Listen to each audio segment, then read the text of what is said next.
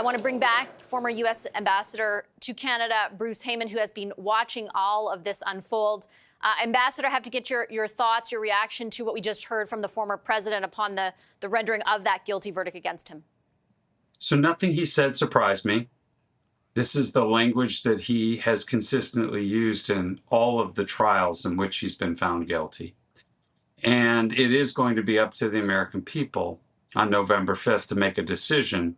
And the decision is a really stark one now. We have a convicted felon versus a decent, law-abiding leader with a moral focus and compass that points due north versus another guy who is clearly not moral, ethical, and now a convicted felon. So Americans have a choice to make. We're going to go to the ballot box. Americans living in Canada, you get to vote, votefromabroad.org. And we all have to get together to save this democracy from this man. If you weren't scared listening to him, I don't know what would scare you. He's a frightening person. It concerns me deeply that there are a lot of people that will follow him still after this. But, you know, this is the place we're in. And it's the battle we have right now for the soul of our country. And I'm going to participate in this at every level. But we're going to have all hands on deck to hold on to the country that we, have had for several hundred years, that have benefited from our good neighbors and, the good legal process that we have. But this was a judgment by a jury of his peers in New York, and it was not anything to do with Joe Biden.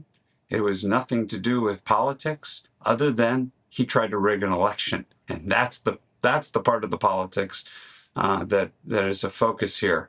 And he may not have been president had this whole thing not happened. And I think the jurors knew that.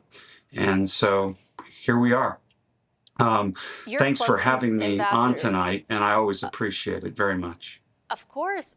I know your time's limited. Just one quick question. You're close to the current president, Joe Biden. Do you anticipate he'll comment tonight?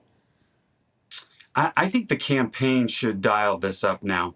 I think that this is a serious moment, and I would say, gloves off here on this. We can't dance around the fact that, he's a convicted felon. And I should hope that the president speaks very directly about this. I hope the campaign speaks very directly about it. I will.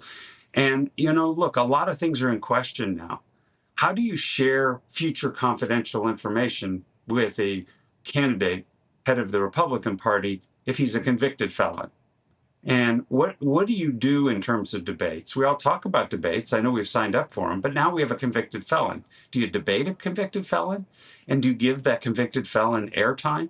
And I think from here going forward, he should have that title. He earned it. Convicted felon, Donald Trump. And so that's the term I'm going to use. And I think the campaign needs to play tough here now. And this is, roll up our sleeves. We're in a battle for our democracy. Ambassador, I'll leave it on that note. Appreciate your insights this evening. Thank you so much. Ambassador Bruce Heyman, former U.S. ambassador to Canada, commenting on this news developing on our watch. Just moments ago, a jury handing down a guilty verdict on all 34 counts of falsifying business records to former President Donald Trump.